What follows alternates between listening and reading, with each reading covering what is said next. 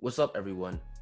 The NBA offseason is a time for NBA teams to address the weaknesses in their roster. The draft and free agency are crucial for helping teams by adding talent, but after that, teams usually need to resort to trades if they want to improve.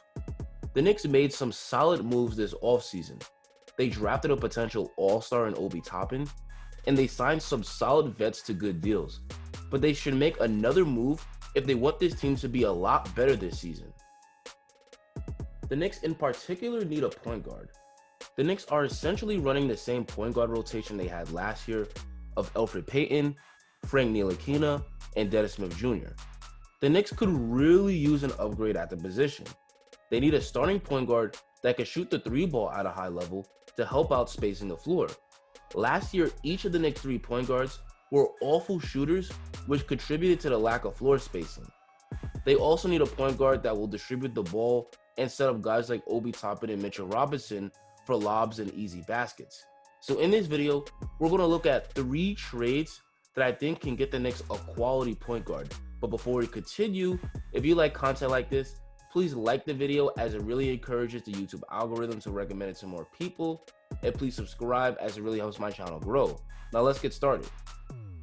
The first player that the Knicks should consider trading for is Lonzo Ball. It was reported before the start of free agency that the Pelicans could make Lonzo Ball available in free agency trade talks. It definitely makes sense why the Pelicans could have interest in moving on from Lonzo. The Pelicans currently have a logjam at the point guard position between Lonzo, Kira Lewis Jr., Eric Bledsoe, and Frank Jackson. The Pelicans don't need 4 point guards on their roster, so it makes sense why they would trade one of them to clear that logjam. And the Pelicans drafted Kira Lewis Jr. with their lottery pick this year. And generally, when a team drafts a player at your position, that often means that they don't view you as a long-term piece. So in our first trade, the Knicks are going to send Kevin Knox, Reggie Bullock, and a 2023 first-round pick from Dallas in exchange to the Pelicans for Lonzo Ball. This may seem like a lot, but for the Knicks, it's a good trade because they get a point guard who makes sense on their roster, and they get a player who could be a long-term fit as Lonzo is just 23 years old.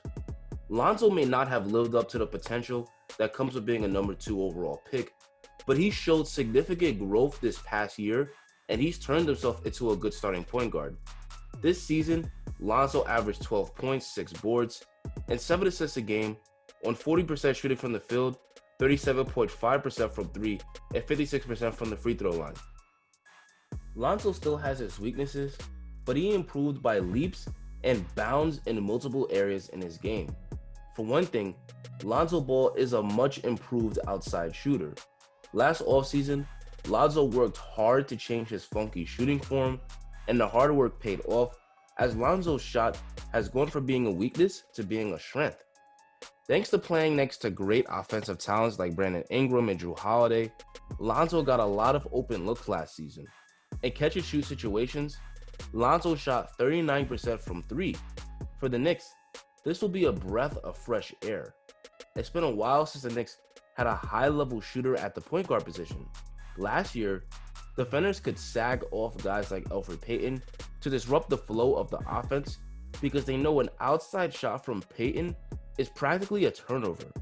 Lonzo Ball will help the offense run much more smoothly because he'll punish sagging defenders by hitting the open threes at a high clip. Along with the excellent shooting, Lonzo Ball will give the Knicks a great playmaker. Lonzo has been an elite passer his entire basketball career. It's the reason he was hyped up so much coming out of UCLA, and even compared to Jason Kidd. He's got tremendous court vision, so he tends to find his teammates wide open fast, and he gets them the ball with pinpoint accuracy. For the Knicks, this makes Lonzo an ideal fit next to guys like Obi Toppin and Mitchell Robinson. Both Mitch and Obi are great vertical athletes that benefit greatly from playing next to a playmaking guard. Lonzo can run a lot of pick and roll and throw plenty of alley-oops to them.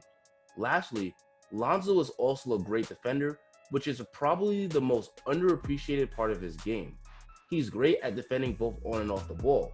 Off ball, because he plays the passing lanes really well, he gets a lot of deflections and steals. His 1.4 steals a game was the 23rd highest steal average in the league. Additionally, he's a terrific on-ball defender, where thanks to his physical tools at 6'6", with a long 6'9" wingspan, he can defend multiple positions on the court. Now, Lonzo still has areas of his game that he needs to work on, like finishing and free throw percentage, but as we can see, he's already a plus player on both ends of the floor, and at age 23, he could still improve. For the Knicks, they not only get a point guard that fits their roster, but one that can finally be the long-term point guard that they've been looking for years, which makes giving up Kevin Knox and a future first-round pick worth it. For the Pelicans, the reason they do this is because they clear the logjam at point guard while gaining assets that can help them in the future. Kira Lewis Jr. could be their point guard of the future, and Eric Bledsoe is also solid, so Lonzo could be expendable. The Pelicans need shooters around Brandon Ingram and Zion, so Reggie Bullock, a career 38% three-point shooter, is a good pickup for them. Kevin Knox so far hasn't lived up to his potential, but a change of scenery and a new coach and training staff could help him to unlock it. Furthermore, the Pelicans also get a 2023 first-round pick from Dallas. David Griffin is currently stockpiling draft picks, so this is another good pickup for them. Overall, I believe this is a trade that works for both sides. The Pelicans may want to see the season play out before giving up on Lonzo, so this move might not happen right now, but the Pelicans could trade Lonzo at the trade deadline if they believe that Kira Lewis Jr. is truly their franchise point guard. In the second trade, the Knicks trade Julius Randall to the OKC Thunder in exchange for George Hill and Trevor Ariza. Hill doesn't fit the timeline of the OKC Thunder. He's already 34, and OKC is in rebuild mode. For the Knicks, he wouldn't be a long-term solution to the point guard position either, but he would give the Knicks a much-needed upgrade at the position. We already talked about how the Knicks need some shooting at point guard. Here, the Knicks get arguably the best shooter at point guard from last season. In fact, Hill led the league in three-point percentage, shooting 46% from three last year. Adding such a high-level three-point shooter will do wonders for the Knicks offense. Hill is a great shooter, but his defense shouldn't be overlooked. Hill has been a quality defender his entire career, and even in his 12th season, defense is still a strength of his game. Thanks to his physical tools at 6'3", with a long 6'9" wingspan, and his lateral quickness, Hill is still a terrific on-ball defender. And thanks to that incredible length, Hill can hold his own when matched up with shooting guards and small forwards. Hill isn't going to bring much in terms of playmaking, as he's a career 3 assists per game player, but he will help the Knicks significantly on both ends of the floor with his shooting and with his defense. And he also can potentially be a great complement to RJ Barrett in the backcourt. Trevor Ariza is just a throw-in in the trade to make salaries work. Ariza was once an elite 3-and-D player, but he's far from the player he once was. The Knicks don't really need him, and they might just end up cutting him right after the trade. For OKC, this move actually opens up cap space for them, as Hill has one more year left on his contract for $10 million, while Randall's contract expires this year. Furthermore, while Randall had a rough season in New York, he's still a very talented player, and OKC could use some bigs after losing both Gallinari and Steven Adams. OKC may not see Randall as a long-term player to keep, but if Randall puts up big numbers this year, similar to what he did in New Orleans, OKC may be able to dump him at the deadline for even more draft picks. Overall, I believe this is a trade that will work out for both teams. In the final trade, the Knicks trade Julius Randle to the Charlotte Hornets in exchange for Terry Rozier. The Hornets are another team with a logjam at point guard after drafting LaMelo Ball. Ball is viewed by many to be a potential superstar. The Hornets also have Devontae Graham, who had a breakout season last year, so Rozier appears to be the odd man out. When the Hornets gave Rozier a 3-year, $58 million contract, it was viewed league-wide as an overpay, but his play on the court has justified the contract. This year, Rozier averaged 18 points, 4 assists, and 4 boards a game on 42% shooting from the field, 87% from the free throw line, and 41% from 3. Like with the other two, the Knicks are getting a high-level shooting point guard. He shot 41% from three on high volume by shooting nearly 7 three-point attempts a game.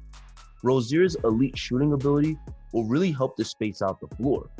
Rozier would also give the Knicks a point guard that can score the ball pretty well. He's deadly on all three levels, where he can use his strong handle and quickness to get by his man and finish at the basket. And if you play off of him to stop the drive, Rozier can knock down pull-up jumpers at a high clip. Overall, Rozier is a pretty good scoring point guard. He even went off for 40 last year against the Atlanta Hawks. Another strength of his game is that Rozier is a pretty good on-ball defender. He may be small at just 6'2", but he's got incredible length with a 6'8" wingspan that helps him to hound opposing guards. Overall, this is a good trade for the Knicks because they get a quality starting point guard, and since he's only 26, he could potentially grow with the young core. The Hornets make this trade to get rid of a player who they no longer need and get a player who's potentially a better fit. The Hornets are looking to make a playoff push, so they could use a more complementary talent to make that happen. Randall likely won't start since the Hornets have PJ Washington, but he can do damage as the team's sixth man. For all his faults, Randall is still a 20-10 machine. He's extremely deadly as a roll man out of the pick and roll, thanks to his strength and athleticism. The Hornets have two elite playmaking guards between Ball and Devontae Graham, so Randall can get set up for a lot of easy baskets in the Hornets' offense. I think this is a good trade for both teams. Overall, I think these are three solid trades that the Knicks can make before the season starts that'll improve the team and increase their likeliness of making the playoffs. Do you like any of my trades? Let me know in the comments. Don't forget to like the video and subscribe, and enjoy the rest of your day.